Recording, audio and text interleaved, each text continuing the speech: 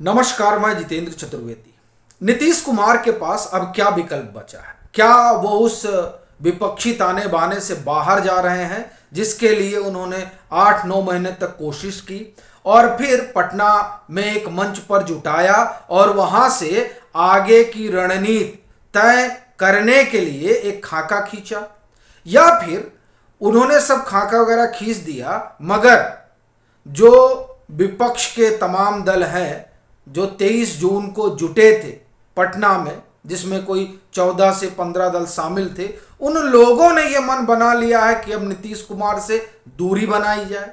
देखिए, ये जो सवाल है दोनों ही तरीके का, वो अचानक नहीं उठा है, नाहक नहीं उठा है। इसके उठने की 3-4 वजह है, जिसमें से एक तो यही है कि जब 23 जून को पटना में 15 दल जुटे थे तो वहां यह तय हुआ था कि अब अगला जुटान जो होगा वो 10 से 12 जुलाई को होगा और जगह होगी शिमला, और वहां पर तमाम और बातों पर बातचीत होगी, जिसमें सीट का बंटवारा भी होगा।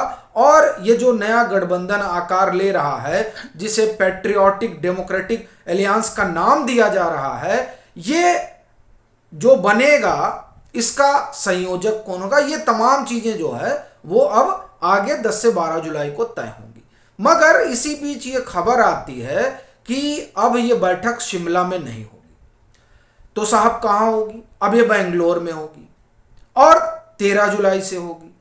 और इसकी जानकारी आती कहां से है? शरद पवार की तरफ से। यानी शरद पवार इस बात की घोषणा करते हैं। अब इसके कई निहितार्थ निकाले जा रहे हैं। क्या इसकी घोषणा नीतीश कुमार को नहीं करनी चाहिए थी कायदे से? चूंकि पिछले अगस्त से अगर हम बात करें, अगस्त 2022 से, तो अभी तक विपक्ष के तमाम दलों को एक मंच पर लाने के लिए पापड़ तो नीतीश कुमार ही बेल रहे हैं। अब अचानक वेन्यू बदला और उसकी घोषणा होती है शरद पवार की ओर से, तब ये सवाल उठने लगता है कि क्या नीतीश कुमार के ऊपर से भरोसा डगमगाने लगा है? और वैसे भी अगर विपक्ष को एक मंच पर लाने का श्रेय किसी को जाता है तो नीतीश कुमार ही। उन्होंने ही बाकायदे कोशिश की और उस कोशिश को पटना में परवान चढ़ाया। मगर फिर भी ये जो वेन्यू बदला है, जगह बदला कि नहीं यहां की बजाय वहां होगा, उसकी घोषणा शरद पवार से क्यों कराई गई? ये कांग्रेस कर सकती थी, चूंकि शिमला बैठक होगी, इसकी घोषणा कांग्रेस की तरफ से ही हुई थी और अभी भी वहीं से होनी चाहिए थी। और वहां से नहीं हुई तो नीतीश कुमार को कहा जाना चाहिए था कि आप करिए। लेकिन नीतीश कुमार की बजाय शरद पवार करते हैं और अभी संयोजक तय नहीं हुआ है कौन होगा। तो क्या ये जो शरद पवार के तरफ से इसकी जानकारी आती है, वो क्या कोई संदेश दे रही है, जिस संदेश में नीतीश कुमार की भूमिका गौण हो रही है? ये देखिए, ये बड़ा सवाल है और इसीलिए ये चर्चा उठ रही है कि क्या नीतीश कुमार अब कोई और विकल्प तलाश रहे हैं। और ये जो प्रश्न उठा, इसके दो कारण हैं। एक, आप देखिए कि 23 जून को विपक्षी दल पटना में जुटते हैं और फिर 29 जून को अमित शाह की सभा होती है लखीसराय में। इन दो घटनाओं के बीच, राजनीतिक घटनाओं के बीच, सुशील मोदी की नीतीश कुमार से मुलाकात होती है और इस मुलाकात को लेकर खूब चर्चा हो रही है कि आखिर मुलाकात हुई तो क्या बात हुई, लंबे अरसे बाद मुलाकात हुई और इन दोनों लोगों का अपना जो निजी संबंध है वो सभी लोग जानते हैं। तो क्या उस मुलाकात में कोई राजनीतिक बात हुई और उस राजनीतिक बात से क्या कोई संकेत और संदेश निकला जिसने महागठबंधन को भी भीतर तक हिलाकर रख दिया? ये एक सवाल है। दूसरा, मंगलवार को संभवतः या बुधवार को, मुझे लग रहा है शायद मंगलवार था, जब भोपाल में प्रधानमंत्री कार्यकर्ताओं को संबोधित करते हैं, वहां वो तमाम तरीके से विपक्ष पर हमला करते हैं। यहां तक कि उस फोटो सेशन की भी वो बात करते हैं जो पटना में होती है।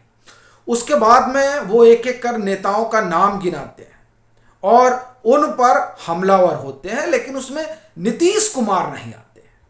यह भी अपने आप में एक बड़ी बात है कि आखिर क्या वजह रही कि नीतीश कुमार का नाम नहीं आया। क्या उनको छोड़ दिया गया या फिर कोई और रास्ता और तरीका ढूंढा जा रहा है। देखिए, ये जो संकेत मिल रहे हैं, मैं सिर्फ उस संकेतों के आधार पर बात कर रहा हूं। मैं ना तो आपको कोई निष्कर्ष दे रहा हूं और ना ही बता रहा हूं कि ये होने जा रहा है। लेकिन राजनीति में कुछ भी नाहक नहीं होता। शरद पवार को यूं ही नहीं कह दिया गया कि आप ये बताइए कि विपक्षी दलों की जो अगली बैठक शिमला में होनी थी वो बेंगलोर में होगी। ये बड़ा संकेत है। किसके लिए है? जाहिर तौर पर नीतीश कुमार के लिए है, क्योंकि नीतीश कुमार जब एनडीए से अलग हुए और महागठबंधन का हिस्सा बने तो उनकी कुछ ख्वाहिशें रही, जिसमें एक तो पीएम चेहरा ही रहा।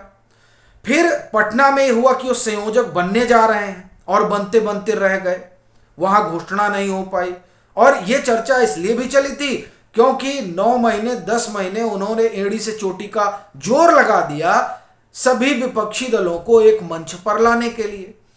तो इस वजह से, और दूसरा, नीतीश कुमार का अपना एक कद है। अब उस कद के रहते हुए